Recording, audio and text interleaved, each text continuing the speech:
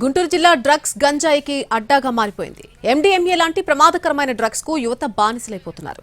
దీంతో డ్రగ్స్ మాఫియాను కట్టడి చేసే పనిలో పడ్డారు పోలీసులు. అక్కడ ఎడ్యుకేషన్ హబ్ గా అభివృద్ధి చెందిన గుంటూరు జిల్లా ఇప్పుడు డ్రగ్స్ కు రాజధానిగా మారుతోంది. వివిధ ప్రాంతాల నుంచి చదువుకోవడానికి వచ్చే స్టూడెంట్స్ లక్ష్యంగా ఇక్కడ మత్తు పదార్థాల వ్యాపారం జరుగుతోంది. మొదట్లో గంజాయితో ప్రారంభించిన ముఠాలు ఇప్పుడు యువతను డ్రగ్స్ కు బానిసలుగా మార్చుతున్నాయి. మన్యం ప్రాంతం నుంచి భారీ ఎత్తున గంజాయి తీసుకొచ్చి గుంటూరు పరిసరాల్లో అమ్ముతున్నారు. పోలీసుల నిఘా ఎక్కువ కావడంతో లిక్విడ్ గంజాయి అమ్మకాలు పెరిగాయి. ఇక గంజాయి మత్తులో యువకులు రోడ్లపైకి వచ్చి చేసే యాగి అంతా ఇంతా కాదు.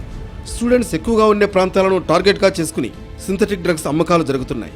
2 నెలల క్రితం గుంటూరులో కొకైన్ అమ్మకాలు జరుగుతున్నట్టు గుర్తించారు ఎక్సైజ్ పోలీసులు. 8 గ్రాముల కొకైన్ స్వాధీనం చేసుకున్నారు. 2 రోజుల క్రితం గుంటూరు అరండల్పేట పోలీసులు 20 కేజీల గంజాయిని సీజ్ చేశారు. 4గురిని అదుపులోకి తీసుకున్నారు. ఇలా రోజు ఎక్కడో ఒకచోట గంజాయి డ్రగ్స్ స్వాధీనం చేసుకుంటూనే ఉన్నారు. తాజాగా మంగళగిరి పోలీసులు సింథటిక్ డ్రగ్స్ ను స్వాధీనం చేసుకున్నారు. పక్కా సమాచారంతో డిలేట్ డాబా వద్ద ఎండీఎంఏ విక్రయిస్తున్న గ్యాంగ్ ను పట్టుకున్నారు.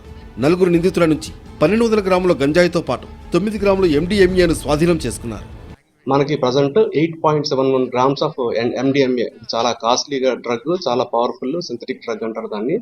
ప్రాసెస్ చేసిన తర్వాత వచ్చిన డ్రగ్ అది దొరికింది. అలాగే అది కాకుండా 1200 గ్రామ్స్ ఈ 4 వ్యక్తుల నుంచి 1200 గ్రాములు డ్రైడ్ గాంజా మనకి దొరకడం జరిగింది. సో ఇన్వెస్టిగేషన్ లో ఇంకా మనకి 2 అరెస్ట్ పెండింగ్ ఉంది. ఆ 2 అరెస్టులు కూడా కంప్లీట్ చేయాల్సి ఉంది.